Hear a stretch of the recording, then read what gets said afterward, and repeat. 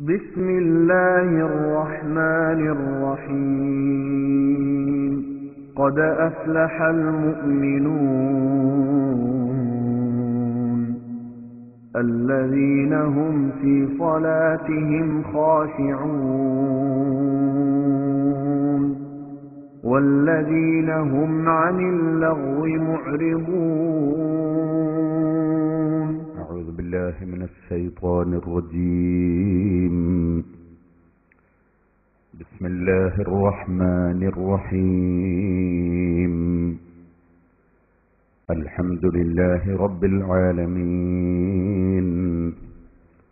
نشهد أن لا إله إلا الله ونشهد أن محمدا عبده ورسوله.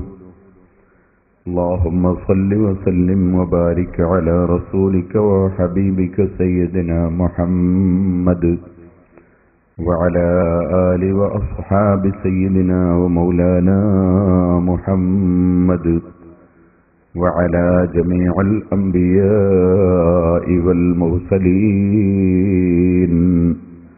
ومن اقتدى بهديهم إلى يوم الدين. أما بعد، أعوذ بالله من الشيطان الرجيم. بسم الله الرحمن الرحيم. إن الله مع الذين اتقوا والذين هم محسنون. صدق الله العلي العظيم. صدق وبلغ رسوله النبي الكريم. ونحن على ذلك من الشاهدين الشاكرين والحمد لله رب العالمين. واستفرغ الدمع من عين قد امتلأت من المحارم والزم حمية الندم. يا رب صل على من حل بالحرم طه الرسول الذي قد خص بالكرم. يا رب بالمصطفى بلغ مقاصدنا واغفر لنا ما مضى يا واسع الكرم. ഇൽമിന്റെ സദസ്സിൽ ഒരുമിച്ച് കൂടിയവരാണ് നാം. അല്ലാഹു നമ്മുടെ മജ്ലിസ് ആഖിറത്തിൽ ഉപകരിക്കുന്ന മജ്ലിസായി നമ്മിൽ നിന്ന് ഖബൂൽ ചെയ്യുമാറാകട്ടെ. കുറെ കാലമായി ഇവിടെയുള്ള സുന്നത്ത് ജമാഅത്തിന്റെ പ്രവർത്തകർ ഒരു പരിപാടിക്ക് നിരന്തരം വിളിച്ചുകൊണ്ടിരുന്നു. എന്റെ സമയക്കുറവ് കൊണ്ട് വൈകി. ഇപ്പോൾ അള്ളാഹുവിന്റെ അനുഗ്രഹം കൊണ്ട് അള്ളാഹു ചെറിയ അവസരം ഇപ്പോഴാണ് തന്നത്. ഇവിടെ വന്നപ്പോ ഇനി പരിപാടി എന്ത് പരിപാടിയാണ് എന്ന് നല്ല തിരിഞ്ഞ് ബാനറുകൾ നോക്കുമ്പോൾ സിറാജുൽ ഹുദയുടെ പ്രചരണം എന്നാണ് എഴുതി കാണുന്നത്. അതിനെ സംബന്ധിച്ച് ഒറ്റ അക്ഷരവും ഇപ്പൊ പറയുന്നില്ല. കാരണം സിറാജുൽ ഹുദയുടെ പ്രചരണത്തെ സംബന്ധിച്ച് ഞാൻ ഇവിടുന്ന് കുറെ പ്രസംഗിച്ചതുകൊണ്ട് നിങ്ങൾക്ക് പ്രത്യേകം ഒരു ഇൽമും അതുകൊണ്ട് കിട്ടുകയില്ല. ഇൽമു എന്നേക്കാൾ വിവരമുള്ളവരായിരിക്കും ഇരിക്കുന്ന നിങ്ങളെല്ലാം. എന്നാലും ഇൽമിന്റെ സദസ്സിൽ ഒരുമിച്ച് കൂടുന്നതിന്റെ ബറക്കത്ത് അത് ലഭിക്കലാണ് ഈ സദസ്സിൽ വരുന്നതിന്റെ നമ്മുടെ ലക്ഷ്യം. സിറാജുൽ ഹുദയെ സംബന്ധിച്ച് നിങ്ങൾക്കെല്ലാവർക്കും അറിയാം. ഞാൻ ഇവിടെ വന്നപ്പോഴും ഒരുപാട് ആളുകൾ എന്റെ കയ്യിൽ നേർച്ചകൾ കൊണ്ടുവന്ന് തന്നിട്ടുണ്ട്. അറിയാതെ നേർച്ച ചെയ്തവരല്ല, അറിഞ്ഞ് നേർച്ച ചെയ്തവരാണ്. നേർച്ച ചെയ്തപ്പോൾ ഫലം കിട്ടിയെന്ന് ഈ സ്റ്റേജിൽ ഞാൻ വന്നതിന് ശേഷവും എന്നോട് പറഞ്ഞവർ ഉണ്ട്. മക്കളില്ലായിരുന്നു, നേർച്ച ചെയ്തു, കുട്ടിയായി, 6 മാസമായി എന്നൊക്കെ പറഞ്ഞവർ ഉണ്ട്. അള്ളാഹു ആ സ്ഥാപനത്തിന് തന്ന ഖൈറും ബർക്കത്തും അള്ളാഹു എന്നും നിലനിർത്തി തെരുമാറാകട്ടെ. സിറാജുൽ ഹുദയെ സംബന്ധിച്ച് ചെറിയ തോതിൽ മനസ്സിലാക്കാൻ സിറാജുൽ ഹുദയുടെ കീഴിൽ ഈ അടുത്ത് പുറത്തിറക്കിയ ഒരു CD ഉണ്ട്. അതിന്റെ പേരാണ് സിറാജുൽ ഹുദ ചരിത്രവും വർത്തമാനവും. അത് സിറാജുൽ ഹുദയിലെ പൂർവ്വ വിദ്യാർത്ഥികൾ ഒരുമിച്ച് കൂട്ടി നടത്തിയ ഒരു മണിക്കൂറിന്റെ മേലെയുള്ള ഒരു പ്രസംഗമാണ്. അതിൽ സിറാജുൽ ഹുദയുടെ ആദ്യകാലത്ത് ഓലഷെഡിൽ ജുമാഅ തുടങ്ങിയ ഷെഡും ഓലഷെഡിൽ മദ്രസ തുടങ്ങിയ ഷെഡും ഒക്കെ അതിന്റെ കവർ ചിത്രത്തിലും ഉള്ളിലും കാണിക്കുന്നുണ്ട്. 83 കാലത്ത് 1983 ഏകദേശം 27 കൊല്ലങ്ങൾക്ക് മുമ്പ് ഞാൻ കുറ്റ്യാടിയിൽ ആദ്യമായി പ്രസംഗം നടത്തിയപ്പോൾ ഞാൻ പ്രസംഗിക്കുന്ന ചിത്രവും അതിലുണ്ട്. ഞാൻ തന്നെ അത് കണ്ടിട്ട് എനിക്ക് ചിരി വന്നു. ഞാനൊരു ചെറിയ ദിനേശ് പിടിപെട്ട മനുഷ്യനാണെന്ന്. അതുമുതൽക്ക് സിറാജുൽ ഹുദയിൽ ഓലപ്പന്തലിൽ നടന്ന ഒരുപാട് മദ്രസകളും ദർസ് നടന്നൊഴിക്കുമ്പോൾ മഴ പെയ്തിട്ട് കുട്ടികളൊക്കെ എഴുന്നേറ്റ് ഓടുന്നതും ഒക്കെ അതിൽ കാണിക്കുന്നുണ്ട്. ശേഷം ഇപ്പോഴുള്ള കുറേ സംഭവങ്ങളും അതിലുണ്ട്. ഇപ്പോൾ അതിനെ സംബന്ധിച്ച് ഞാൻ പ്രസംഗം നടത്തുന്നില്ല. എല്ലാവരും ഓരോ CD വാങ്ങണം. CD ഫ്രീ കൊടുക്കാനാണ് തീരുമാനിച്ചത്. സിറാജുൽ ഹുദക്ക് എന്തെങ്കിലും മുതലാകണ്ടെന്ന് മനസ്സിലാക്കി നിങ്ങൾ എന്തെങ്കിലും സംഭാവന കൊടുത്താൽ അത് സിറാജുൽ ഹുദക്ക് നഷ്ടം വരൂല. അതേ സമയത്ത് നിർബന്ധമൊന്നുമില്ല, അത് ഫ്രീ കൊടുക്കാനാണ് തീരുമാനിച്ചത്. സിറാജുൽ ഹുദയുടെ ഓരോ കലണ്ടർ എല്ലാവരും നിർബന്ധമായിട്ട് വാങ്ങണം. അത് ഫ്രീ തരൂല, അതിന്റെ മുതൽ പൈസ എങ്കിലും കൊടുക്കണം. അത് 10 രൂപയെങ്കിലും കൊടുക്കണം. അത് അതിന്റെ 1-ാം പേജിൽ തന്നെ സമ്മേളന പ്രചരണം ഉണ്ട് എന്ന് ഓർമ്മപ്പെടുത്തുന്നു. നിങ്ങളെല്ലാം സിറാജുൽ ഹുദയുടെ സമ്മേളന പ്രചരണ രംഗത്ത് സജീവമായി ഉണ്ടാവുകയും പ്രചരണം നടത്തുകയും സിറാജുൽ ഹുദയുടെ സമ്മേളനത്തിന് എല്ലാവരെയും കൊണ്ടുവരികയും ചെയ്യണം എന്ന് മാത്രം ഈ സമയത്ത് ഉണർത്തി അതിന്റെ പ്രചരണ പരിപാടിയുടെ പ്രസംഗം അവിടെ നിർത്തി ഞാൻ വഅദിലേക്ക് കടക്കുന്നു. അല്ലാഹു തആല നമ്മുടെ വാക്കുകളും പ്രവൃത്തികളുമെല്ലാം അവൻ പൊരുത്തപ്പെട്ട സാലിഹായ അമലായി നമ്മിൽ നിന്ന് സ്വീകരിക്കുമാറാകട്ടെ. ലോകത്ത് ഏറ്റവും വിവരമുള്ള വ്യക്തി അഷ്റഫുൽ ഖൽഖ് മുഹമ്മദുർ റസൂലുള്ളാഹി സ്വല്ലല്ലാഹു അലൈഹി വസല്ലമ തങ്ങളാണ്. فإن من جودك الدنيا وضرتها ومن علومك علم اللوح والقلم. ലോകത്തുള്ള എല്ലാ വിഷയങ്ങളും രേഖപ്പെടുത്തപ്പെട്ട ഒരു ഗ്രന്ഥം ഉണ്ട്.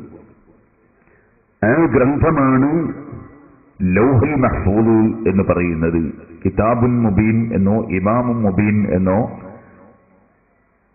വിശേഷിപ്പിക്കപ്പെടുന്ന ലൗഹുൽ മഹ്ഫൂദ്. ആ ലൗഹുൽ മഹ്ഫൂദിൽ ഇല്ലാത്ത വിഷയങ്ങൾ ഒന്നും ഇല്ല. എല്ലാം ആ മഹത്തായ ഗ്രന്ഥത്തിൽ ഉണ്ട്. ആ ഗ്രന്ഥം നോക്കി വായിക്കാൻ കഴിയുന്ന ധാരാളം മഹാന്മാരെ അല്ലാഹു സൃഷ്ടിച്ചിട്ടുണ്ട്. അതാണ് എന്റെ കണ്ണെപ്പോഴും ലൗഹിൽ അതെന്നോവർ.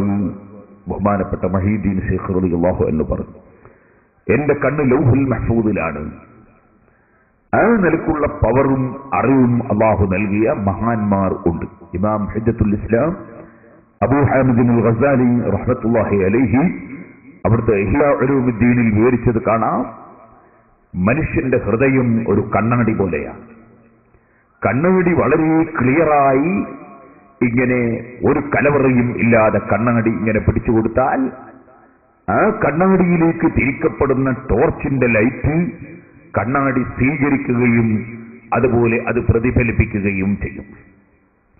ഇതുപോലെ കണ്ണാടിയിൽ തെളിഞ്ഞ കണ്ണാടിയാകുമ്പോൾ അപ്പുറത്തുള്ള ഒരു എഴുത്തിന്റെ നേരെ അത് പിടിച്ചു കൊടുത്താൽ ആ എഴുത്ത് മുഴുവനും കണ്ണാടിയിൽ കാണും. മനുഷ്യന്റെ ഹൃദയം ഒരു കണ്ണാടി പോലെയാ. ആ ഹൃദയത്തിന് നാശം ഉണ്ട്, ഹൃദയത്തിന് ശുചീകരണവും ഉണ്ട്. ഹൃദയം ഫസാദായാൽ ഇദാ ഫസദത് ഫസദൽ ജസദു കുല്ലു, നാശമായാൽ ശരീരം മുഴുവൻ നാശമായി. ഹൃദയം പ്രകാശിച്ചാൽ ലോകം മുഴുക്കെ ആ ഹൃദയത്തിൽ പ്രകാശിക്കും. ലൗഹുൽ മഹ്ഫൂദിലേക്ക് ആ തെളിഞ്ഞ ഹൃദയം തിരിച്ചു വെച്ചാൽ ലൗഹുൽ മഹ്ഫൂദിലുള്ള ഇൽമ് ഈ ഹൃദയത്തിൽ തെളിഞ്ഞു വരും. അങ്ങനെയുള്ള ഹൃദയം ഉള്ള എത്രയോ മഹാന്മാരുണ്ട് എന്ന് മഹാനായ ഇമാം ഗസാലി റളിയല്ലാഹു അൻഹു ഇഹ്യാ ഉലൂമുദ്ദീനിൽ വിവരിച്ചിട്ടുണ്ട്.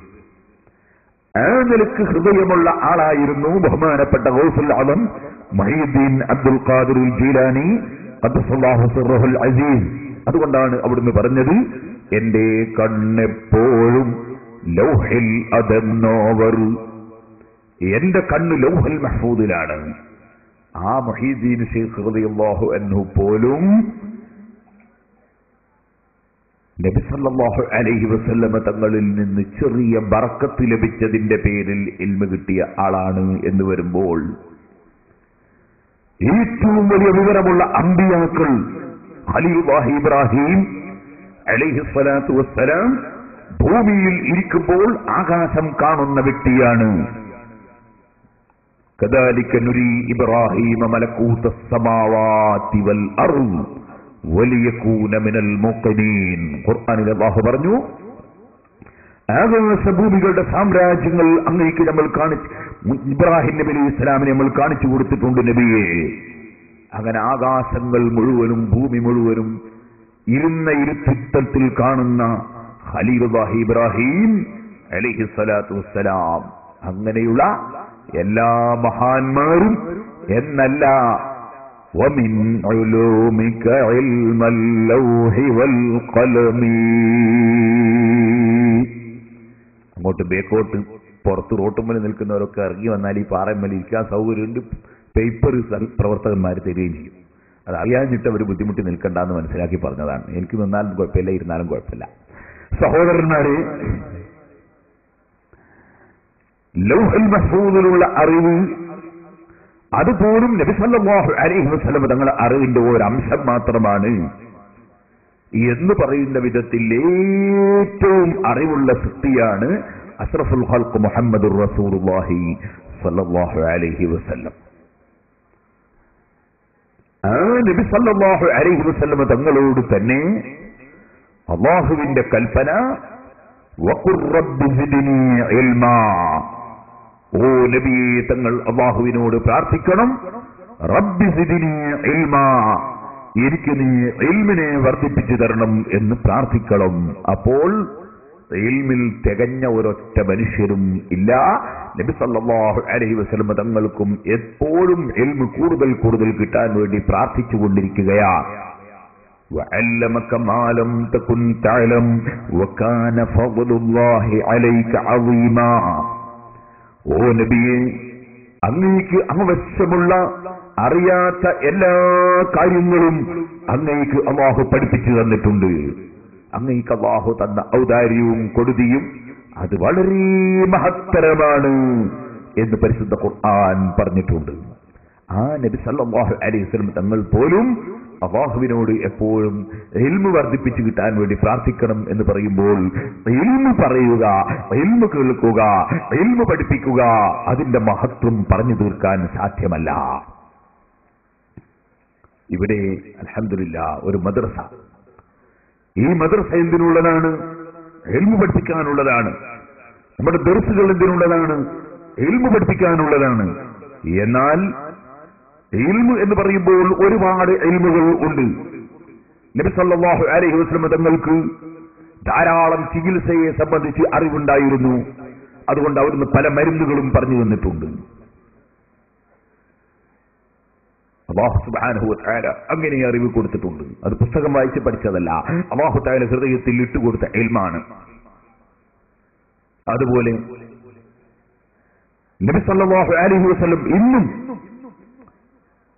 ആ പറഞ്ഞ ചികിത്സകൾ ഏറ്റവും ഫലവത്തായി ലോകം അനുഭവിക്കുന്നുണ്ട്. ഉദാഹരണത്തിന് കരിഞ്ജീരകം ഏത് രോഗത്തിനും ശമനമാണെന്ന് നബി സല്ലല്ലാഹു അലൈഹി വസല്ലം പറഞ്ഞിട്ടുണ്ട്. കരിഞ്ജീരകം ഇന്നും വലിയ വലിയ രോഗമുള്ള ആളുകൾക്ക് കരിഞ്ജീരകം വലിയ മരുന്നായി ഉപയോഗപ്പെടുത്തുന്നുണ്ട്. നബി സല്ലല്ലാഹു അലൈഹി വസല്ലം തങ്ങൾ ഇഞ്ചി അത് വലിയ മരുന്നായി പഠിപ്പിച്ചിട്ടുണ്ട്. ഇന്നും ഇഞ്ചി, ചുക്ക് എന്ന് പറഞ്ഞാൽ ഇഞ്ചിയാണെന്ന് അറിയാത്ത ഒരു മനുഷ്യനും ഉണ്ടാവില്ല. ഇഞ്ചി, ചുക്ക് അത് വലിയ മരുന്നാണെന്ന് നബി സല്ലല്ലാഹു അലൈഹി വസല്ലം പഠിപ്പിച്ചിട്ടുണ്ട്. മക്കയിൽ കൃഷി ചെയ്യുന്ന സാധനമല്ല, മദീനയിൽ കൃഷി ചെയ്യുന്ന സാധനമല്ല. പക്ഷേ ലോകത്തിന്റെ വിവിധ ഭാഗങ്ങളിൽ അല്ലാഹു തആല വെച്ചുകൊടുത്ത മരുന്നിനെ സംബന്ധിച്ച് നബി സല്ലല്ലാഹു അലൈഹി വസല്ലം പറഞ്ഞിട്ടുണ്ട്. അല്ലാഹുവിന്റെ റസൂലിന് എല്ലാ വിഷയത്തിലും വിവരം ഉണ്ട്. എന്നാൽ നബി സല്ലല്ലാഹു അലൈഹി വസല്ലം തങ്ങളുടെ അനന്തരാവകാശമായി പറയപ്പെടുന്ന ഇൽമ് ആ ഇൽമ് അമ്പിയാക്കളുടെ അവകാശമായി പറയപ്പെടുന്ന ഇൽമ് അത് ആത്മീയമായ ഇൽമാണ്, ആത്മീയമായ അറിവാണ്. മനുഷ്യന് രണ്ട് ഘടകം ഉണ്ട്, ഒന്ന് ആത്മാവ്, ഒന്ന് ശരീരം. ഒന്ന് ആത്മാവ്, ഒന്ന് എന്നവനെ ശരീരം. ശരീരവും ആത്മാവും തമ്മിൽ വ്യത്യാസം ഉണ്ട്. ഇവിടെ ഒരു ഫാൻ കറങ്ങുന്നു. ആ ഫാൻ കറങ്ങുമ്പോൾ നാം കാണുന്നത് ഫാനാണ്. പക്ഷേ അത് കറങ്ങുന്നതിന്റെ പിന്നിൽ പ്രവർത്തിക്കുന്നത് കാണാത്ത കരന്റാണ്. കരന്റും ഫാനും തമ്മിലുള്ള ബന്ധം വിച്ഛേദിച്ചാൽ ഫാൻ കറങ്ങുകയില്ല. ഇവിടെ കാണുന്ന ഫാനിനാണോ ശക്തി, കാണാത്ത കരണ്ടിനാണോ ശക്തി? ഇതിനാ മോനെ, കരണ്ടിനോ ശക്തി, ഫാനിനോ ശക്തി? കരണ്ടിന് അല്ലേ? കരണ്ടിനാണ് ശക്തി. കാരണം അതേ കരണ്ട് കൊണ്ട് ഇവിടെ ഈ മൈക്ക് സെറ്റ് വർക്ക് ചെയ്യുന്നുണ്ട്, അപ്പുറത്ത് ട്യൂബ് കത്തുന്നുണ്ട്, അങ്ങനെ തുടങ്ങിയിട്ട് വലിയ വലിയ യന്ത്രങ്ങൾ വർക്ക് ചെയ്യുന്നുണ്ട് എന്ന് മാത്രം അല്ല, ഫാൻ കറങ്ങണമെങ്കിൽ കരണ്ട് വേണം, കരണ്ട് ഉണ്ടാകണമെങ്കിൽ ഫാൻ വേണ്ട. ഫാനുമായുള്ള ബന്ധം വിച്ഛേദിച്ചാലും കരണ്ടിന് ഒരു ശക്തിക്കുറവും ഇല്ല. ഇതുപോലെയാണ് മനുഷ്യന്റെ ആത്മാവും ശരീരവും. ശരീരം വർക്ക് ചെയ്യണമെങ്കിൽ ആത്മാവിന്റെ സഹായം വേണം. 4 മാസം വരെ ഉമ്മയുടെ വയറ്റിൽ കുട്ടി മിണ്ടാതെ കിടന്നു. 4 മാസമായപ്പോൾ കുട്ടി ചലിക്കാൻ തുടങ്ങി. കാരണം 4ാമത്തെ മാസത്തിലാണ് ആത്മാവിനെ, റൂഹിനെ മലക്കുകൾ കൊണ്ടുവന്ന് നിക്ഷേപിച്ചത്. അപ്പോൾ പിന്നെ കുട്ടി ചലിക്കാൻ തുടങ്ങി. അതുവരെ കുട്ടി അനങ്ങിയില്ല. കുറെ കാലം ജീവിച്ച ഒരു മനുഷ്യൻ ഒരു ദിവസം അദ്ദേഹത്തിന്റെ റൂഹ് ശരീരത്തിൽ നിന്ന് വേർപെട്ടു. പിന്നെ അദ്ദേഹം കിടന്നു.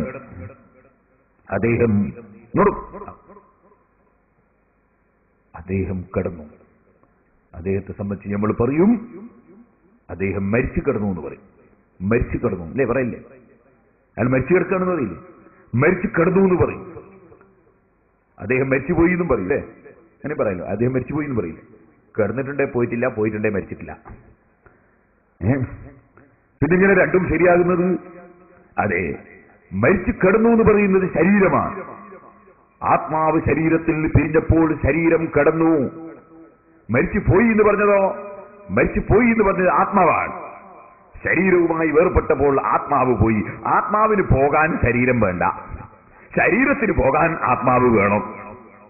കരണ്ടും ഫാനും പോലെ കരണ്ടില്ലാതെ ഫാൻ കറങ്ങുന്നില്ല, ഫാനില്ലെങ്കിലും കരണ്ടിന് ശക്തിയുണ്ട്. അപ്പൊ ശരീരത്തെക്കാൾ ശക്തിയുള്ളതും പ്രസക്തിയുള്ളതും ആത്മാവിനാണ്. നിങ്ങൾ മനസ്സിലാക്കണം. ഈ ആത്മാവിന്റെ ആരോഗ്യത്തിന് ആവശ്യമായ അറിവ്, അതാണ് ആത്മീയമായ അറിവ്. അതാണ് അമ്പിയാക്കളുടെ അവകാശമായി പറയപ്പെടുന്ന അറിവ്. ആ അറിവ് അമ്പിയാക്കളുടെ സ്വത്തവകാശമായി പറയപ്പെടുന്ന അറിവ്, ദീനീയായ അറിവ്, ആത്മീയമായ അറിവ്. അത് ചെറിയ കാര്യം അല്ല. അത് എത്രത്തോളം മനുഷ്യന് നേടാൻ കഴിയുന്നുണ്ടോ അത്രത്തോളം ആത്മീയമായ ആരോഗ്യമുണ്ടാകാൻ സാധ്യതയുണ്ട്. അതുകൊണ്ട് ഏറ്റവും പ്രധാനമായി നാം ശ്രദ്ധിക്കേണ്ടത് ആത്മീയമായ അറിവ് നേടാനാണ്. ആത്മീയമായ അറിവുകൾ ധാരാളമായി നേടിയെടുക്കാൻ വേണ്ടി ശ്രമിക്കണം. സഹോദരന്മാരെ, അതിന് എന്തെല്ലാം മാർഗങ്ങളുണ്ടോ അതൊക്കെ സ്വീകരിക്കണം. മദ്രസയും ദർസും കോളേജും എല്ലാം ആത്മീയമായ അറിവ് നേടാനുള്ള വേദികളാണ്. വഅലിന്റെ സദസ്സുകൾ ആത്മീയമായ അറിവ് നേടാനുള്ള വേദികളാണ്. അങ്ങനെ ആത്മീയമായ അറിവുകൾ ധാരാളമായി നേടിയെടുക്കാൻ നാം ശ്രമിക്കണം. ആത്മീയമായി വലിയ അറിവുള്ള ആളായിരുന്നു ബഹുമാനപ്പെട്ട സയ്യിദുന മുഹമ്മദ് ബിൻ ഇദ്രീസ് ശാഫിഈ റളിയല്ലാഹു അൻഹു. ഞാൻ ഇമാം ശാഫിഈ എന്ന പേരിൽ ശാഫി ഇമാം റളിയല്ലാഹു അൻഹുവിനെ സംബന്ധിച്ച് മാത്രം പറയുന്ന CD പുറത്തിറക്കിയിട്ടുണ്ട്. ആവശ്യമുള്ളവർക്ക് വാങ്ങി കേട്ടു നോക്കാം. ഞാനതിൽ വിശദമായി ഇമാം ശാഫഈ റളിയല്ലാഹു അൻഹുവിനെ സംബന്ധിച്ച് പറഞ്ഞിട്ടുണ്ട്. സഹോദരന്മാരെ, ശാഫഈ ഇമാം റളിയല്ലാഹു അൻഹുവിനെ സംബന്ധിച്ച് ഞാൻ എന്താണ് പറയാൻ കാരണം, ഇപ്പോൾ ചില ആളുകൾ ഇമാമിങ്ങളെ സ്വീകരിക്കുന്നതിന് പകരം പ്രമാണം സ്വീകരിക്കണം എന്ന് പറഞ്ഞു ഇറങ്ങുന്നവരുണ്ട്. എന്താണ് പ്രമാണം? അവർ പറയുന്ന പ്രമാണം പരിശുദ്ധ ഖുർആനാണ് അവർ പറയുന്നു. അതിൽ ആർക്കും തർക്കമുണ്ടോ? ഖുർആൻ സ്വീകരിക്കണമെന്നല്ലേ ആർക്കും തർക്കമുണ്ടോ? നബി സല്ലല്ലാഹു അലൈഹി വസല്ലം ഹദീസ് സ്വീകരിക്കണം എന്നതിൽ ആർക്കും തർക്കമുണ്ടോ എന്ന് നിങ്ങൾ ചിന്തിക്കും. ഞാൻ പറയട്ടെ, നബി സല്ലല്ലാഹു അലൈഹി വസല്ലം തങ്ങളുടെ ഹദീസുകളും അല്ലാഹുവിന്റെ പരിശുദ്ധ ഖുർആനും ആ പ്രമാണങ്ങൾ നന്നായി മനസ്സിലാക്കിയ പണ്ഡിതന്മാരാണ് ഇമാമിങ്ങൾ. അവർ പറഞ്ഞു തന്ന നിയമങ്ങൾ, തീരുമാനങ്ങൾ, വിധികൾ, അതിനാണ് മദ്ഹബ് എന്ന് പറയുന്നത്. അവർ പറഞ്ഞു തന്ന തീരുമാനങ്ങൾ മാ ദഹബ ഇലൈഹി ഫത്ഹുൽ മുഈൻ മുതഅല്ലിമീങ്ങൾക്കറിയാം. മാ ദഹബ മിനൽ അഹ്കാം. ഇമാം ശാഫഈ റളിയല്ലാഹു അൻഹു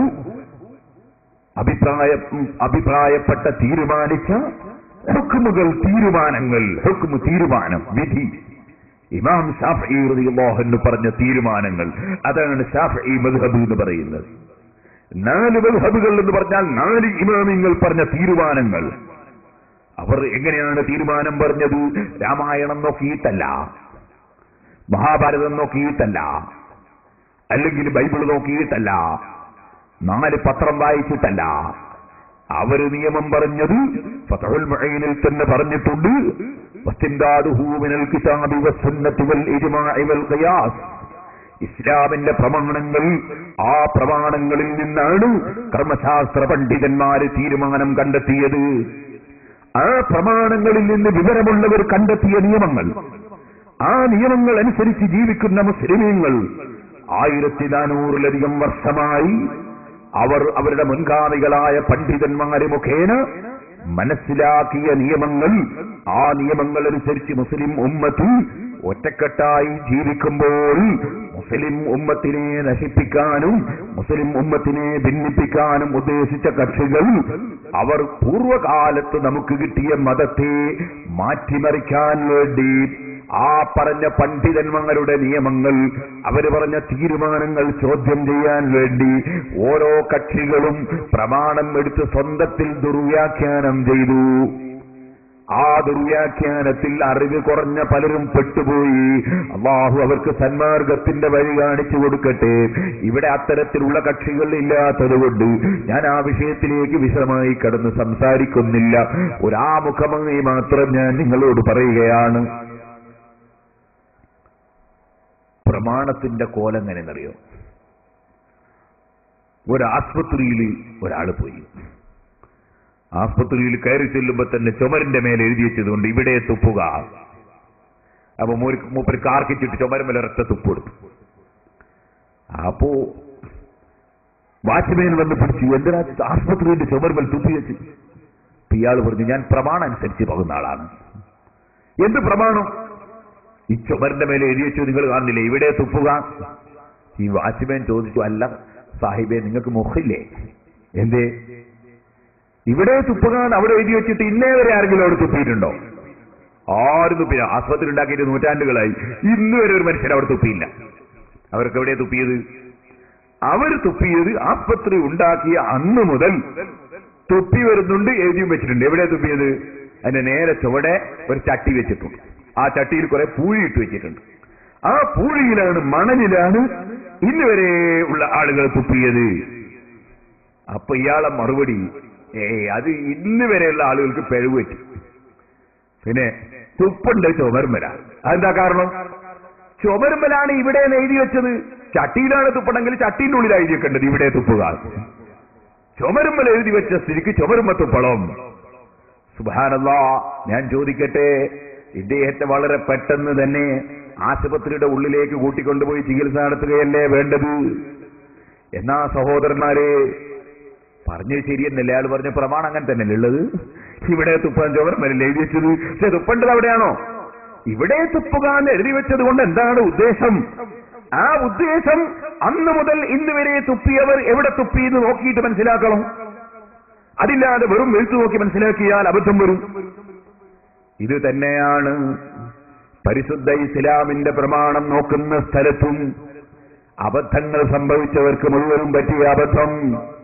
നിങ്ങൾക്കറിയാമല്ലോ, ഖാദിയാനി വന്നു, നബി സല്ലല്ലാഹു അലൈഹി വസല്ലമ തങ്ങൾക്ക് ശേഷം പുതിയ നബി വന്നു പോയി എന്ന് പറഞ്ഞു. അവൻ പറഞ്ഞു, പ്രമാണം ഞാൻ പറയും പോലെയാണ്. സുബ്ഹാനല്ലാഹ്.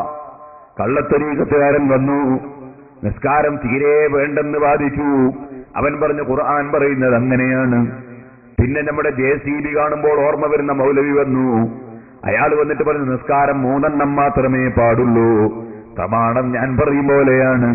ഇങ്ങനെ ലോകത്ത് ഏതെല്ലാം കക്ഷികൾ ഇസ്ലാമിൽ നിന്ന് പുറത്തുപോയവർ തന്നെ വന്നിട്ടുണ്ടോ അവരെല്ലാം ഉദ്ധരിച്ചത് പ്രമാണം ഖുർആനാണ്. എന്തിനധികം പറയണം, നിങ്ങളെ ഈ മലപ്പുറം ജില്ലയിൽ, മലപ്പുറം ജില്ല അനുഗ്രഹീതമായ ഒരു ജില്ലയാണ്. അതിപ്പോ നിങ്ങളെ സോപ്പിടാൻ വേണ്ടി പറഞ്ഞതൊന്നുമല്ല, അതങ്ങനെ തന്നെയാണ്. ഞാൻ സിറാജുൽ തുടങ്ങിയിട്ട് അവിടുത്തെ കുട്ടികൾക്ക് ഓതിക്കൊടുക്കുന്നത് ഫത്ഹുൽ മുഈനാണ്. അത് മലപ്പുറത്തുനിന്ന് ഉണ്ടാക്കിയതാ, പൊന്നാനിയിൽ നിന്നുണ്ടാക്കിയ കിതാബാണ്. അതുപോലെ നാം ഓതിക്കെടുക്കുന്ന കിതാബുൽ അദ്കിയായി, അത് മലപ്പുറത്തു നിന്നുണ്ടാക്കിയതാണ്. മലപ്പുറം ജില്ലയിൽ വലിയ വലിയ ആലിമീങ്ങൾ ജീവിച്ചിട്ടുണ്ട്, വലിയ വലിയ സയ്യിദന്മാർ ജീവിച്ചിട്ടുണ്ട്, വലിയ വലിയ മഹാന്മാർ ജീവിച്ചിട്ടുണ്ട്. ഞാൻ പറഞ്ഞു വരുന്നത്, ഈ മലപ്പുറം ജില്ലയിലെ മഞ്ചേരിയിൽ ഒരു മൗലവിയും വന്നു. നല്ല ആളുള്ളത് കൊണ്ട് ബർക്കാൾ വന്നുകൂടാന്നില്ലല്ലോ. അദ്ദേഹം വന്നിട്ട് എന്ത് ചെയ്തു, അദ്ദേഹം അച്ഛനായി എന്ന് പറഞ്ഞാൽ അദ്ദേഹത്തിന് മക്കളുണ്ടായി എന്നല്ല ഞാൻ പറഞ്ഞതിന്റെ അർത്ഥം. മക്കളില്ലാതെ അച്ഛനാകുന്ന ഒരു കൂട്ടരുണ്ട്. അങ്ങനെ കല്യാണം പോലും കഴിക്കാതെ അച്ഛനാകലുണ്ട്. അങ്ങനെ കല്യാണം കഴിക്കാതെ അച്ഛനാകുന്ന അച്ഛനായി, അഥവാ ക്രിസ്ത്യാനിയായി ആ അലവി മൗലവി പരിശുദ്ധ ഖുർആനിലെ ആയത്ത് അച്ചടിച്ച് വിതരണം ചെയ്യുന്നു. അതിൽ അദ്ദേഹം പറയുന്നു, വല്യഹ്കും അഹ്ലുൽ ഇൻജീലി എന്ന് പറഞ്ഞിട്ട് പരിശുദ്ധ ഖുർആൻ അതാ ഇഞ്ചീൽ അനുസരിച്ച് വിധിക്കാൻ പറഞ്ഞിട്ടുണ്ട്. അതുകൊണ്ട് ബൈബിളാണ് ശരി, ബൈബിൾ അനുസരിച്ചാണ് വിധിക്കേണ്ടത്, ബൈബിളാണ് പിന്തുടരേണ്ടത് എന്നതിന് ഖുർആൻ അദ്ദേഹം ദുർവ്യാഖ്യാനം ചെയ്യുന്നു. അങ്ങനെ ലോകത്ത് പരിശുദ്ധ ഖുർആനാകുന്ന ഏറ്റവും വലിയ പ്രമാണം തന്നെ പലരും ദുർവ്യാഖ്യാനം ചെയ്ത് ഇസ്ലാമിൽ നിന്ന് പടികടന്നുപോയി. അതുകൊണ്ട് മുസ്ലിമീങ്ങളെ, ആദ്യമായി ഈ സദസ്സിൽ എല്ലാ ചെറുപ്പക്കാരോടും കാരണവന്മാരോടും സ്ത്രീകളോടും ഒന്നാമത്തെ വസിയ്യത്ത് പറയാനുള്ളത്, നമ്മൾ ഓർക്കണം, 5 നേരത്തെ നിസ്കാരത്തിലും നമ്മൾ റബ്ബിനോട് താണുവീണ് പ്രാർത്ഥിക്കുന്ന പ്രാർത്ഥന, ഇഹ്ദിനസ് സിറാത്തൽ മുസ്തഖീം, നേരെയുള്ള വഴിയിൽ ഞങ്ങളെ നീ വഴി നടത്തണം അല്ലാഹ്. ആ നേരെയുള്ള വഴി ഏതാണ്? അതാ അത് പ്രമാണം. ഓരോ മനുഷ്യനും പ്രമാണം നോക്കുന്ന വഴിയല്ല, ഓരോ മനുഷ്യനും പ്രമാണം നോക്കുന്ന വഴിയല്ല. പ്രമാണം നോക്കേണ്ടവർ നോക്കണം, അറിയേണ്ടവരറിയണം, അറിയേണ്ടവർക്കതറിയാൻ കഴിയും, നോക്കേണ്ടവർക്ക് നോക്കാൻ കഴിയും, മനസ്സിലാക്കേണ്ടവർക്കത് മനസ്സിലാക്കാൻ കഴിയും. അങ്ങനെ മനസ്സിലാക്കിയ ധാരാളം മഹാന്മാരുണ്ടല്ലോ. അതുകൊണ്ട് സിറാത്തൽ ലദീന അൻഅംത അലൈഹിം, അല്ലാഹുവേ നീ അനുഗ്രഹിച്ച മഹാന്മാർ, ആ മഹാന്മാര് നടന്നു വന്ന വഴി, ആ വഴിയിൽ ഞങ്ങളെ നീ ചേർക്കണം അല്ലാഹ്. മഹാന്മാര് നടന്നു വന്ന വഴി, നീ അനുഗ്രഹിച്ച മഹാന്മാര് നടന്നു വന്ന വഴി, അമ്പിയാക്കൾ നടന്നു വന്ന വഴി, സാലിഹീങ്ങൾ നടന്നു വന്ന വഴി, സുഹദാക്കൾ നടന്നു വന്ന വഴി, സിദ്ദീഖീകൾ നടന്നു വന്ന വഴി, മഹാന്മാര് നടന്നു വന്ന വഴി, ആ വഴിയിൽ ഞങ്ങളെ നീ ചേർക്കണം അല്ലാഹ്. എന്തിനാണ് ഇത് പ്രാർത്ഥിക്കാൻ പറഞ്ഞത്? ആ വഴിയിൽ നിന്നൊരു മനുഷ്യൻ വ്യതിചലിച്ചു പോയാൽ അവൻ എന്ത് പ്രമാണം പറഞ്ഞു, പ്രമാണം മനസ്സിലായിട്ടില്ല, അവൻ പ്രമാണം തെറ്റിദ്ധരിച്ചവനാണ്, അല്ലെങ്കിൽ തെറ്റിദ്ധരിപ്പിക്കപ്പെട്ടവനാണ്, അല്ലെങ്കിൽ അബദ്ധത്തിൽ ചാടിയവനാണ്, അല്ലെങ്കിൽ പിഴച്ചു പോയവനാണ്, അല്ലെങ്കിൽ പിശാചിന്റെ വഞ്ചനയിൽ കുടുങ്ങിയവനാണ്, അല്ലെങ്കിൽ തടീച്ചയ്ക്ക് വഴിപ്പെട്ടവനാണ്, അല്ലെങ്കിൽ കാര്യലാഭത്തിൽ പോയവനാണ്. ഇത് മനസ്സിലാക്കി നമ്മൾ നമ്മുടെ മുൻഗാമികളായ സാലിഹീങ്ങളായ സജ്ജനങ്ങളായ ഇമാമിങ്ങൾ പഠിപ്പിച്ചു തന്ന വഴി, മുൻഗാമികളായ മഹാന്മാര് പഠിപ്പിച്ചു വന്ന വഴി വിശ്വാസരംഗത്ത് എന്താണോ കർമ്മരംഗത്ത് എന്താണോ അത് മുറുകെ പിടിച്ച് ജീവിക്കണമെന്ന് മാത്രം ആമുഖമായി അവനവന്റെ ഈമാൻ രക്ഷിക്കാൻ വേണ്ടി, ഈമാനാണല്ലോ ഏറ്റവും വലുത്, അതിനുവേണ്ടി പ്രത്യേകമായി ഞാൻ ഉണർത്തുകയാണ്. രണ്ടാമതായി പറയട്ടെ, നമ്മൾ ഉറച്ച സുന്നികളായാൽ മാത്രം പോരാ. സുന്നത്ത് ജമാഅത്ത് എന്ന് പറയുന്ന വാക്കിന്റെ അർത്ഥം തന്നെ നബി സല്ലല്ലാഹു അലൈഹി വസല്ലം തങ്ങളുടെ നടപടിയും മുസ്ലിം ഉമ്മത്തിന്റെ കൂട്ടായ്മയും അംഗീകരിക്കുന്നവനെന്നാണ് സുന്നത്ത് ജമാഅത്തുകാരൻ എന്നതിനർത്ഥം. ആ കൂട്ടായ്മ അംഗീകരിക്കുന്നതോടുകൂടെ വിശ്വാസരംഗത്ത് അത് അംഗീകരിക്കുന്നതോടുകൂടെ കർമ്മരംഗത്ത് നമ്മൾ നന്നാകണം.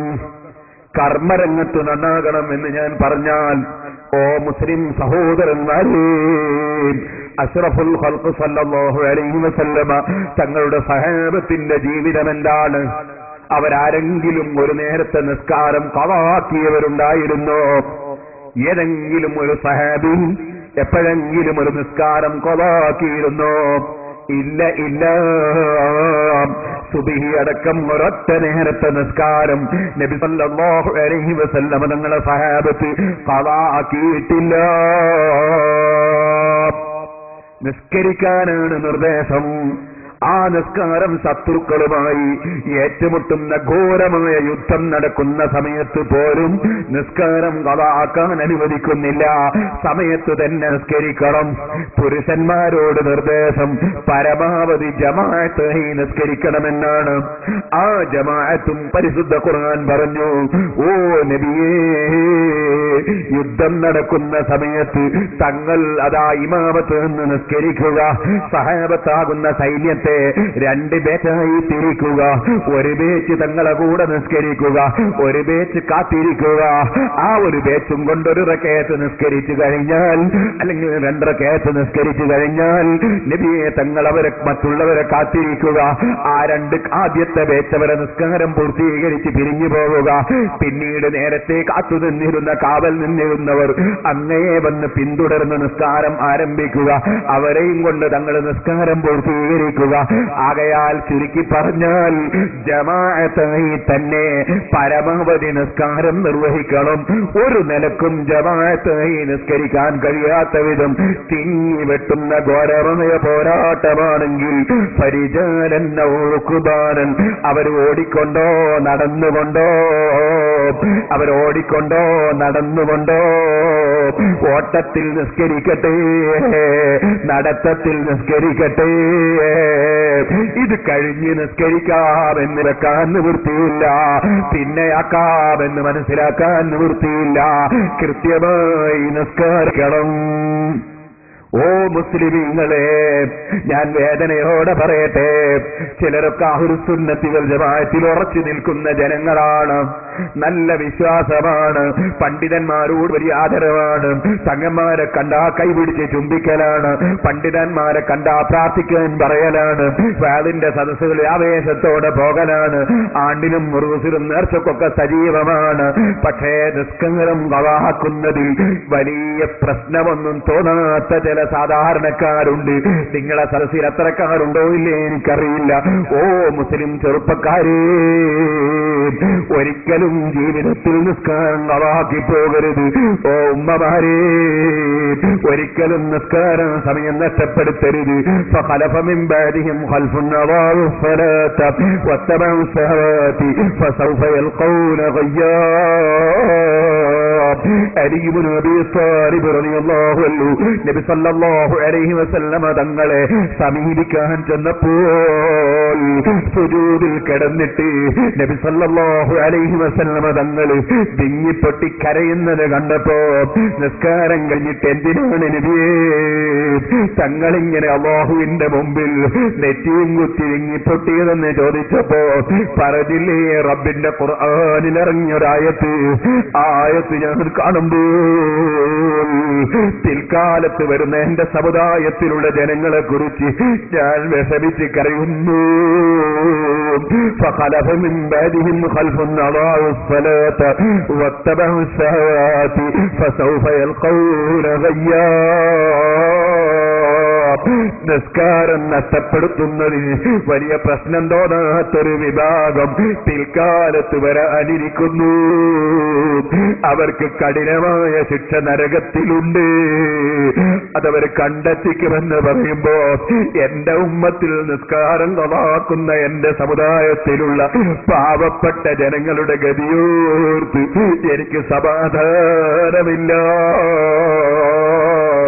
ഈ ഉമ്മത്തിനെ ഏറ്റവും കൂടുതൽ മക്കളെക്കാൾ അല്ലെങ്കിൽ മക്കളെ പോലെ സ്നേഹിച്ച റഹ്മത്തുൽ ആലമീൻ മുഹമ്മദുർ റസൂലുള്ളാഹി.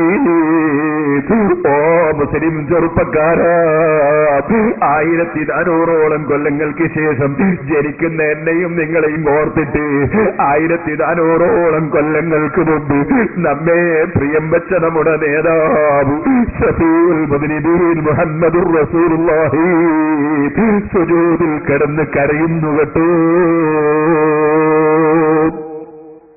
ഞാൻ നിന്നോട് ചോദിക്കട്ടെ, നബി സല്ലല്ലാഹു അലൈഹി വസല്ലമ തങ്ങൾക്ക് അതിരാവിലെ തന്നെ സുബഹിന്റെ സമയത്ത് എഴുന്നേറ്റ് നമ്മുടെ തൊട്ടടുത്ത വീട്ടിലുള്ള ചെറ്റപ്പരയിലുള്ള ഉമ്മ അതിരാവിലെ തന്നെ എഴുന്നേറ്റ് അല്ലാഹുവിന് അതാ നിസ്കാരം നിസ്കരിക്കുന്നു, സുബഹി നിസ്കരിക്കുന്നു.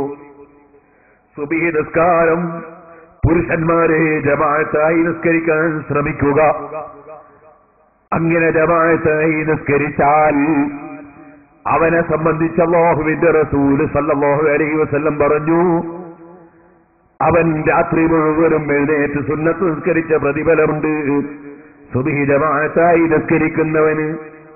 എന്നാൽ കൃത്യമായി സുബഹി നിസ്കരിക്കുന്നവൻ ഫീ ദിമ്മത്തില്ലാഹ്, വൈകുന്നേരം വരെ പടച്ചവന്റെ സ്പെഷ്യൽ സംരക്ഷണത്തിലാണ്, പ്രത്യേകമായ സംരക്ഷണത്തിലാണ്. വല്ലാത്ത പവറുള്ള നിസ്കാരം. അസ്സലാമു അലൈക അയ്യുഹൻ നബിയ്യു, ഓ നബിയായവരെ അങ്ങയ്ക്ക് സമാധാനത്തിന്റെ സന്ദേശമുണ്ട് നബിയേ. സുബഹി ഖളാകാതെ നിസ്കരിക്കുന്ന മുഅ്മിനായ മുഅ്മിനത്തായ മനുഷ്യൻ മദീനയിൽ കിടക്കുന്ന നേതാവിനെ വിളിച്ച് രാവിലെ തന്നെ സലാം പറഞ്ഞു. ആ സമയത്ത് മദീനയിൽ കിടക്കുന്ന ലോകത്തിന്റെ മുഴുവൻ നേതാവായ മുഹമ്മദുർ റസൂലുള്ളാഹി സല്ലല്ലാഹു അലൈഹി വസല്ലം ആ സലാം അറിഞ്ഞുപോയി. മാ മിൻ അഹദിൻ യുസല്ലിമു അലയ്യ ഇല്ലാ വറദ്ദല്ലാഹു റൂഹി അർദ അലൈഹിസ്സലാം. വളവട്ടൂരിൽ നിന്നോ കുണ്ടോട്ടിയിൽ നിന്നോ അരീക്കോട് നിന്നോ അമേരിക്കയിൽ നിന്നോ ബ്രിട്ടനിൽ നിന്നോ എവിടെ നിന്നാണെങ്കിലും ശരി, എന്റെ ഉമ്മത്തുകളിൽപ്പെട്ട ആരെങ്കിലും എനിക്ക് സലാം പറഞ്ഞാൽ ആ സലാം പറയുന്ന സമയത്ത് തന്നെ എനിക്കത് അറിയപ്പെട്ടുപോയി, ഞാനതറിഞ്ഞുപോയി, എനിക്കതെത്തിക്കപ്പെട്ടുപോയി, ഞാനപ്പോൾ തന്നെ അത് മടക്കിപ്പോയി. എവിടുന്ന് സലാം പറഞ്ഞാലും അവിടുന്ന് സലാം മടക്കുന്നു. അപ്പൊ ഈ ചെറ്റപ്പുരയിലെ ഉമ്മാമ എന്തൊരു ഭാഗ്യമുള്ള ഉമ്മാമയാണ്. രാവിലെ തന്നെ ലോകത്തിന്റെ നേതാവായ നബി സല്ലല്ലാഹു അലൈഹി വസല്ലം തങ്ങൾക്ക് സലാം പറഞ്ഞു. മദീനയിൽ അല്ലാഹുവിന്റെ റസൂൽ സലാം മടക്കി വഅലൈഹിസ്സലാം അല്ലെങ്കിൽ വഅലൈക്കുമുസ്സലാം, നിനക്ക് സമാധാനമുണ്ട് പെണ്ണേ, നിനക്ക് സമാധാനമുണ്ട് മോനെ, നിനക്ക് സമാധാനമുണ്ട് മോളെ. രാവിലെ തന്നെ നബി സല്ലല്ലാഹു അലൈഹി വസല്ലം തങ്ങൾ സമാധാനം ആശംസിച്ച ഒരു മനുഷ്യന്റെ ജീവിതത്തിന്റെ ബറക്കത്ത് എത്രയാണ്. റസൂലുള്ളാഹിന്റെ ദുആ കിട്ടിയ മനുഷ്യന്റെ ജീവിതത്തിന്റെ വിജയം എത്രയാണ്. ആ സലാം പറയാൻ ആ സമയത്ത് എഴുന്നേൽക്കാത്ത മനുഷ്യനേക്കാൾ അതേ ലക്ഷണം കെട്ടവനേരാണ് സ്വന്തം നേതാവായ നബി സല്ലല്ലാഹു അലൈഹി വസല്ലം തങ്ങൾക്ക് സലാം പറയേണ്ട സമയത്ത് എഴുന്നേറ്റ് സലാം പറയാത്ത മനുഷ്യ, ചോദിക്കട്ടെ, നീ പിന്നെ നേതാക്കൾക്ക് സിന്ദാബാദ് വിളിക്കുന്നതിനെന്തർത്ഥമാണ്? നീ നേതാക്കളെ ആനയിച്ചു കൊണ്ടുവരുന്നതിനെന്തർത്ഥമാണ്? നീ നേതാക്കളെ കൈപിടിക്കുന്നതിനെന്തർത്ഥമാണ്? എല്ലാ നേതാക്കളുടെയും നേതാവ്, എല്ലാ പണ്ഡിതന്മാരുടെയും ഗുരുവര്യർ, എല്ലാ തങ്ങന്മാരുടെയും ഉപ്പാപ്പ, എല്ലാ പണ്ഡിതന്മാരുടെയും ഉസ്താദ്, എല്ലാ കാരുണ്യത്തിന്റെയും നിമിത്തം, എല്ലാ നന്മയും കിട്ടാനുള്ള കാരണക്കാരൻ റഹ്മത്തുല്ലിൽ ആലമീൻ മുഹമ്മദുർ റസൂലുള്ളാഹി സല്ലല്ലാഹു അലൈഹി വസല്ലമ തങ്ങളല്ലയോ? അതല്ലേ ഇമാം ശാഫഈ റളിയല്ലാഹു അൻഹു പറഞ്ഞത്, ഫലം തുംസിബിനാ നിഅമത്തുൻ ളഹറത് വബതനത് നിന്നാ ബിഹാ ഹല്ലൻ ഫീ ദീനിൻ ഔ ദുനിയാ ഔ ദുഫിഅ ബിഹാ അന്നാ മക്റൂഹുൻ ഫീഹിമാ വഫീ വാഹിദിൻ മിൻഹുമാ ഇല്ലാ വമുഹമ്മദുൻ സല്ലല്ലാഹു അലൈഹി സബബുഹാ. ഏത് നന്മ ദീനിലോ ദുന്യാവിലോ ആർക്ക് മലക്കുകൾക്കോ ജിന്നുകൾക്കോ മനുഷ്യർക്കോ എവിടെ എപ്പോൾ ഏത് ഗുണം ലഭിക്കുന്നുണ്ടോ, ഏത് മുസീബത്തുകൾ തടുക്കപ്പെട്ടു പോകുന്നുണ്ടോ, ഇല്ലാവ മുഹമ്മദുൻ സല്ലല്ലാഹു അലൈഹി സബബുഹാ. അത് മുഴുവനത്തിനും നിമിത്തമായ വ്യക്തി, അത് മുഴുവത്തിനും കാരണക്കാരനായ വ്യക്തി മുഹമ്മദുർ റസൂലുള്ളാഹി സല്ലല്ലാഹു അലൈഹി വഅലാ ആലിഹി വസഹ്ബിഹി വസല്ലം. മുഹമ്മദ് നബി സല്ലല്ലാഹു അലൈഹി വസല്ലമ തങ്ങളെ പ്രിയം വെക്കാതെ, അവിടുത്തേക്ക് കൃത്യമായി നിശ്ചയിക്കപ്പെട്ട സമയത്ത് സലാം പറയാതെ പിന്നെ നമ്മൾ എന്തുമ്മത്താണ്, എന്തൊരു അനുയായിയാണ് സഹോദരാ. അതുകൊണ്ട് കൃത്യമായി നിസ്കരിക്കണമെന്ന് ഞാൻ എന്റെ മുസ്ലിം സഹോദരിമാരോട് സഹോദരന്മാരോട് പ്രത്യേകമായി വസിയ്യത്ത് ചെയ്യുകയാണ്. എന്റെ ഉമ്മമാരെ, ഞാൻ ഇന്നലെ കുറ്റ്യാടിയുടെ തൊട്ടടുത്ത് ചെറിയ കുമ്പളം എന്നൊരു സ്ഥലമുണ്ട്, പച്ചക്കറിയല്ല, ഒരു നാടാണ്. ഞാൻ അവിടെ ചെല്ലുന്ന സമയത്ത് സുന്നികളുടെ പള്ളിയൊക്കെ മുജാഹിദും ജമാഅത്ത് ഇസ്ലാമിയൊക്കെ പിടിച്ചെടുത്ത്, സുന്നികൾക്ക് പള്ളിയൊന്നുമില്ല, നൂറ്റാണ്ടുകളായി സുന്നികൾ കയ്യിലുള്ള പള്ളി, മദ്രസയും ഇല്ല. അൽഹംദുലില്ലാ, കുറ്റ്യാടി സിറാജുൽ ഹുദയുടെ പ്രവർത്തനവുമായി ഞാൻ അവിടെ പോയ തുടക്കത്തിൽ തന്നെ അവിടെയുള്ള പാവപ്പെട്ട ആളുകളൊക്കെ വിളിച്ച് അവർക്ക് ക്ലാസ് കൊടുത്ത്, അങ്ങനെ അൽഹംദുലില്ലാ അവർ വളരെയേറെ പ്രവർത്തനം നടത്തി. ഒരു പഴയ മദ്രസ സുന്നികൾക്ക് തിരിച്ചിട്ടി, പള്ളി കിട്ടിയിട്ടില്ല. നമ്മുടെ പള്ളി ഇപ്പോഴും മറ്റവരെ കയ്യിൽ തന്നെ ഉണ്ട്. അവിടെ അൽഹംദുലില്ലാ ഞാൻ ഒരു സ്ഥലം എടുത്തു, അവിടെ പുതിയ പള്ളി നിർമ്മിച്ചു. പഴയ മദ്രസ ഉള്ള സ്ഥലത്ത് ഞാൻ ഒരു കെട്ടിടം പണിതു. അത് പിന്നെ റോട്ടുമ്പോ തന്നെ ആയതുകൊണ്ട്, ഹൈവേ റോട്ടുമ്പൽ ആയതുകൊണ്ട് റോട്ടിന്റെ ശബ്ദ കോലാഹലം കൊണ്ട് പഠിപ്പിക്കാൻ കഴിയുന്നില്ല എന്ന് മുഅല്ലിമീങ്ങളൊക്കെ പറഞ്ഞപ്പോ പള്ളിന്റെ അടുത്ത് ഇപ്പോൾ വേറൊരു മദ്രസ അൽഹംദുലില്ലാ ഉണ്ടാക്കി. ഇന്നലെ അതിന്റെ ഉദ്ഘാടനമായിരുന്നു. അപ്പോൾ അവിടെയുള്ള നാട്ടുകാർ ഒരു ക്യാമ്പും പരിപാടിയൊക്കെ വെച്ചു. ആ പരിപാടിയിൽ മുഖാമുഖം പരിപാടിയായിരുന്നു ഇന്നലെ. അങ്ങനെ ഞാൻ ആദ്യം 1 മണിക്കൂറോളം പ്രസംഗിച്ചു. ശേഷം ചോദ്യം ചോദിക്കാൻ അവസരം കൊടുത്തു. അപ്പൊ ഒരാൾ സദസ്സിൽ ചോദിച്ചാൽ സുന്നിയെന്നെ, അയാൾ ചോദിച്ചു, അല്ല ഉസ്താദേ, പെണ്ണുങ്ങൾ ജുമാഅത്തും ജമാഅത്തിനും പള്ളി പോയാൽ എന്താ കുഴപ്പം? ഞാൻ ചോദിച്ചു, സ്ത്രീകളോട് അല്ലാഹുവിന്റെ കൽപ്പന, ഏകദേശ സ്ത്രീകളോടും അല്ലാഹുവിന്റെ കൽപ്പന, നിങ്ങൾ കൊല്ലത്തിൽ 3 മാസം നിസ്കരിക്കണ്ട. ഈ വളവട്ടൂരൊക്കെ ഉള്ള പെണ്ണുങ്ങൾക്ക് അള്ളാന്റെ നിയമം അങ്ങനെ, എല്ലാ ദിവസവും നിസ്കരിക്കുന്ന പെണ്ണുങ്ങളുണ്ടാവും. ചിലപ്പോൾ അവർ നിസ്കാരം നിർത്തല്ലോട്ടോ, ഞാൻ പറഞ്ഞു തീർത്തും കേൾക്കണം. എന്താണ് ഞാൻ പറഞ്ഞതിന്റെ അർത്ഥം? 1 മാസത്തിൽ 7 ദിവസവും 8 ദിവസമൊക്കെ ചില സ്ത്രീകൾക്ക് മെൻസസ് ഉണ്ടാകും, ഹൈദ് രക്തമുണ്ടാകും. അപ്പോഴവർ നിസ്കരിക്കാൻ പാടില്ല എന്ന് നിയമം. അങ്ങനെ ഒരു കൊല്ലത്തിൽ വരുമ്പോ എത്രയായി? ഒരു കൊല്ലത്തിൽ ഏകദേശം 3 മാസത്തോളം നിസ്കാരം ഉണ്ടാവില്ല, മൊത്തം കണക്കൂട്ടി നോക്കിയാൽ. ചില സ്ത്രീകൾക്ക് 15 ദിവസം വരെ മെൻസസ് ഉണ്ടാവും. അങ്ങനെയാണെങ്കിൽ കൊല്ലത്തിൽ 6 മാസം നിസ്കരിക്കണ്ടെന്ന് കൽപ്പന. പള്ളിയിൽ പോയി കൊടുക്കട്ടെ, വീട്ടിൽ നിന്ന് നിസ്കരിക്കേണ്ടത് കൽപ്പന. നിസ്കരിക്കണ്ട. പ്രസവരക്തം 2 മാസം വരെ ചിലപ്പോൾ ഉണ്ടാവും. ചിലപ്പോൾ 28 ദിവസം 30 ദിവസം 40 ദിവസം കൊണ്ടൊക്കെ കഴിയും. ചിലപ്പോൾ 1 സെക്കൻഡ് കൊണ്ട് കഴിയും.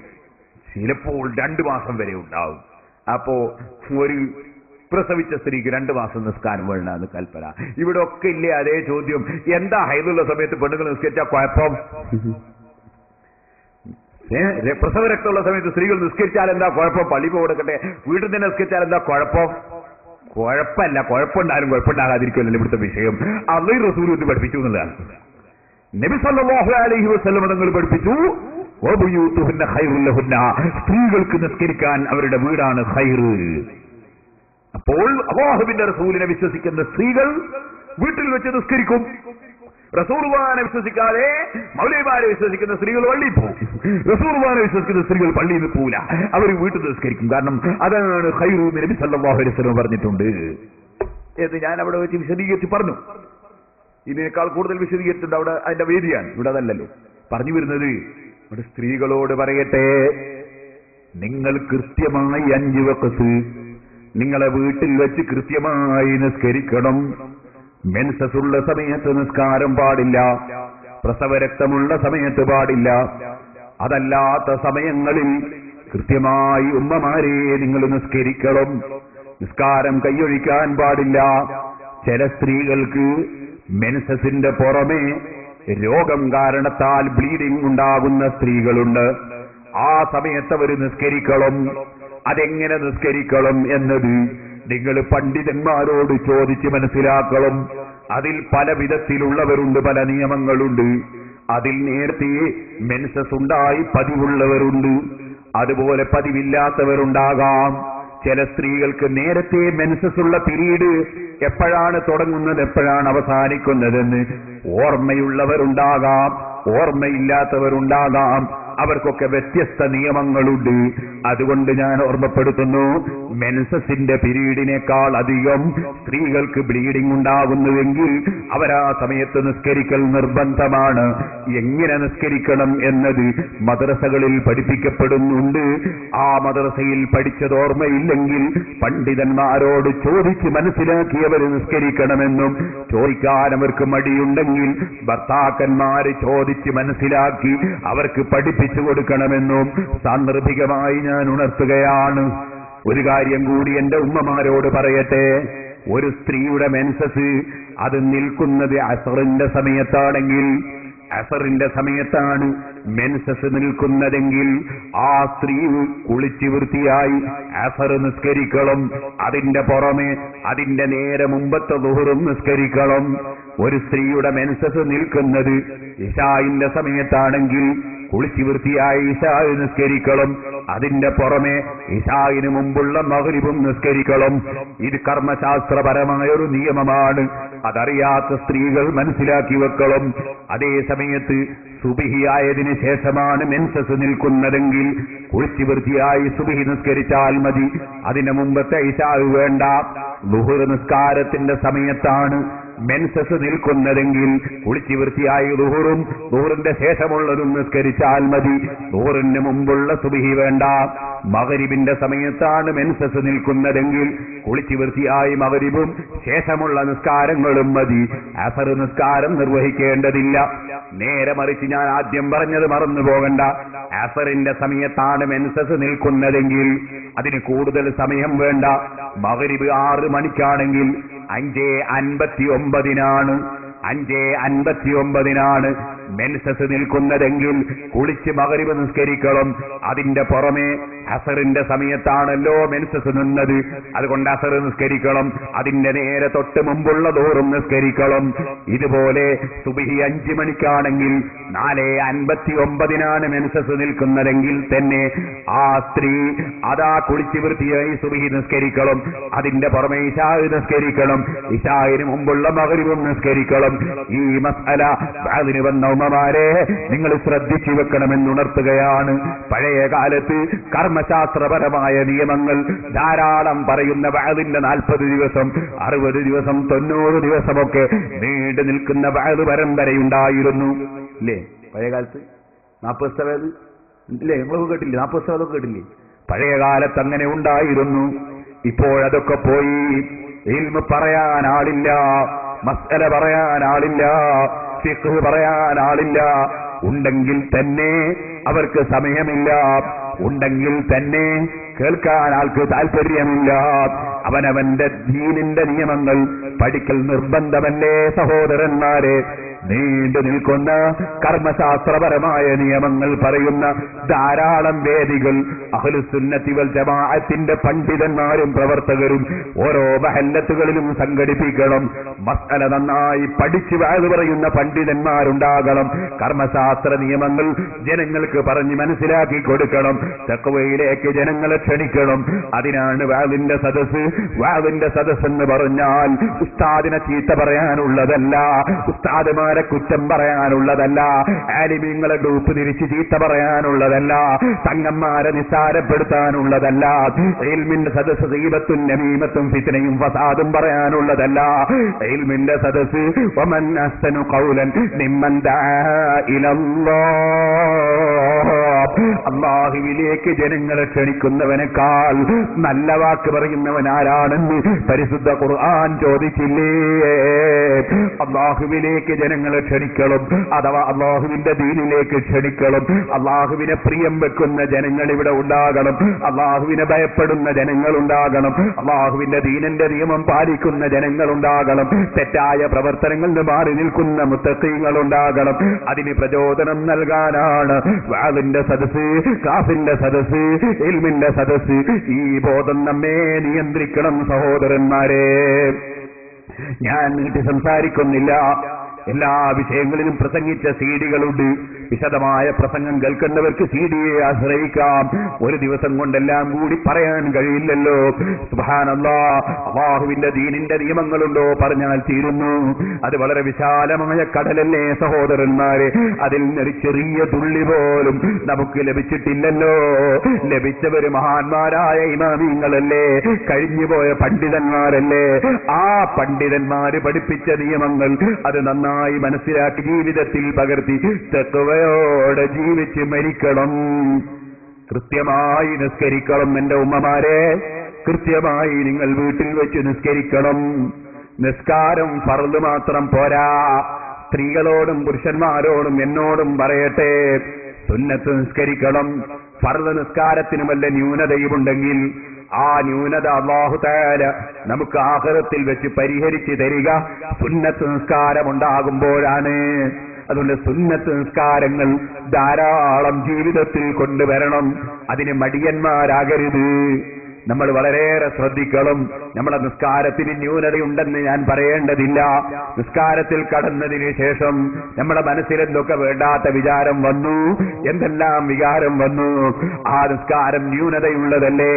ആ ന്യൂനതകളൊക്കെ പരിഹരിക്കാൻ പരമാവധി സുന്നത്ത് നിസ്കാരം വർദ്ധിപ്പിക്കലാണ് പരിഹാരമെന്നും നിസ്കരിക്കുന്ന സമയത്ത് സുജൂദിന്റെ സ്ഥലത്തേക്ക് നോക്കി നിസ്കരിക്കലാണ് ഭക്തിയുണ്ടാകാനുള്ള കാരണമെന്നും നിസ്കാരത്തിന് മുമ്പ് മനുഷ്യന്റെ മനസ്സിലുള്ള പ്രശ്നങ്ങളൊക്കെ പരമാവധി മാറ്റിവെച്ചുകൊണ്ട് തുറന്ന മനസ്സോടെ, അതേ വിശാലമായ മനസ്സോടെ, മറ്റ് ചിന്തകളില്ലാതെ നിസ്കാരത്തിലേക്ക് കടക്കുകയാണ് അതിന്റെ മാർഗമെന്നും ഫത്ഹുൽ മുഈൻ വിശദീകരിച്ചത് കാണാം. മലമൂത്ര വിസർജനം നടത്തേണ്ടവൻ അത് കഴിഞ്ഞിട്ടേ നിസ്കാരത്തിന് വരാവൂ. ഭക്ഷണത്തിന് വിശക്കുന്നവൻ ഭക്ഷണം കഴിച്ചിട്ടേ നിസ്കാരത്തിന് വരാവൂ. കാരണം നിസ്കാരത്തിൽ ഭക്ഷണത്തിന്റെ ചിന്ത, അതുപോലെ തന്നെ വിസർജനത്തിന്റെ ചിന്ത, അത്തരം ചിന്തകൾ വരാതിരിക്കാൻ മനസ്സ് ഫറാഗോടുകൂടി ഹൃദയം മറ്റുള്ള ജോലികളിൽ നിന്ന് ഒഴിവായി നിസ്കരിക്കുന്നതാണ് ഉത്തമം എന്ന് പണ്ഡിതന്മാരെ രേഖപ്പെടുത്തിയിട്ടുണ്ട്. എന്നാലും നമ്മുടെ മനസ്സിൽ പലപ്പോഴും വേണ്ടാത്ത വിചാരം വരും. അതിനൊക്കെയുള്ള ഏറ്റവും വലിയ പരിഹാരം സുന്നത്ത് നിസ്കാരം വർദ്ധിപ്പിക്കുക. ഇമാം ഗസാലി റളിയല്ലാഹു പറഞ്ഞു, സുന്നത്ത് നിസ്കരിക്കണം ചെറുപ്പക്കാരും. ചില സ്ഥലത്തൊക്കെ വയസ്സുള്ള ആളുകൾക്ക് സുന്നത്ത് നിസ്കരിക്കും, ചെറുപ്പക്കാർ സുന്നത്ത് നിസ്കരിക്കൂല. നിങ്ങൾ ഇവിടെ ഒക്കെ അങ്ങനെ എനിക്കറിയില്ല. ഇപ്പൊ റമദാൻ മാസം കഴിഞ്ഞിട്ടേ ഉള്ളൂ, വയസ്സന്മാർക്ക് തറാവീഹ് നിസ്കരിച്ചും ചെറുപ്പക്കാരെ ഇറങ്ങിപ്പോയി. നിങ്ങൾ ഇവിടെ ഒക്കെ അങ്ങനെ എനിക്കറിയില്ല. ചില സ്ഥലത്തൊക്കെ അങ്ങനെയാണ്. മുമ്പ് കാലത്ത് ഞാൻ റമദാനിൽ മലപ്പുറം ജില്ലയിൽ വേദന വരാറുണ്ട്. ഇപ്പൊ കുറെ കാലമായിട്ട് വരാറില്ല. അപ്പൊ ഞാൻ കണ്ടതും അങ്ങനെ തന്നെ. വയസ്സുള്ള കുറച്ച് ആളുകൾ നിസ്കരിച്ച് ചെറുപ്പക്കാർ ഇറങ്ങിപ്പോകുന്നു. അങ്ങനെ ഉണ്ടാകാൻ പാടില്ല. അങ്ങനെ ഉണ്ടാകാൻ പാടില്ല. നിങ്ങൾ നോക്കൂ, ഇവിടെ കുറെ കവുങ്ങുകളുണ്ട്, ഇവിടെ കുറെ തെങ്ങുകളുണ്ട്. ഈ കവുങ്ങിലും തെങ്ങിലുമൊക്കെ കൂടുതൽ തേങ്ങുള്ളത്, കൂടുതൽ അടക്കമുള്ളത് ഏത് കവുമല? പീറ്റ തെങ്ങുമല, പീറ്റ കവുമല. പീറ്റ കവുങ്ങിന്റെ മേലെ ചെറിയ അടക്ക വളരെ കുറച്ച്, പീറ്റത്തെങ്ങിന്റെ മേലെ ചെറിയ തേങ്ങ കുറച്ച്, തൈത്തെങ്ങിന്റെ മേലയിലെ ധാരാളം തേങ്ങയും അടക്കയും ഒക്കെ ഉള്ളത്. അതെന്താ കാരണം? ഈ തൈത്തെങ്ങിനെ അറിയാം, അല്ലാഹ് എന്നെ പഠിച്ചത് ജനങ്ങൾക്ക് ഫലം കൊടുക്കാനാണ്. അത് ഞാൻ ഏറ്റവും കൂടുതൽ എന്റെ ഡ്യൂട്ടി നിർവഹിക്കേണ്ടത് ചെറുപ്പകാലത്താണ്, തൈത്തെങ്ങാവുമ്പോഴാണ്, പീറ്റത്തെങ്ങായിട്ടല്ല. അപ്പോ ഈ മരങ്ങൾക്ക് വരെ ആ വിവരം ഉണ്ട്. എന്റെ ഡ്യൂട്ടി നിർവഹിക്കേണ്ടത് യുവത്വത്തിലാണ്. ഇനി ഞാൻ ചോദിക്കട്ടെ ചെറുപ്പക്കാരെ, തേങ്ങ അള്ള പടച്ചത് എന്തിനാണ്? മാങ്ങ അള്ള പടച്ചത് എന്തിനാണ്? അടക്ക അള്ള പടച്ചത് എന്തിനാണ്? പശുവിനെ അള്ള പടച്ചത് എന്തിനാണ്? പാലിനെ അള്ള പടച്ചത് എന്തിനാണ്? മത്സ്യത്തെയും സസ്യത്തെയും പടച്ചത് എന്തിനാണ്? ഉറുമ്പിനെയും ആനയെയും പടച്ചത് എന്തിനാണ്? ഇനി നിങ്ങൾ ഏത് വസ്തു എടുത്ത് ചോദിക്കൂ, എന്തിനാണ് എന്തിനാണ്? എല്ലാറ്റിനും മറുപടി ഒന്നാണ്, ഖലഖലകും മാ ഫിൽ അർദി ജമീഅ. മുഴുവൻ വസ്തുക്കളും മനുഷ്യരായ നിങ്ങളെ നന്മയ്ക്ക് വേണ്ടി പഠിച്ചതാണ്.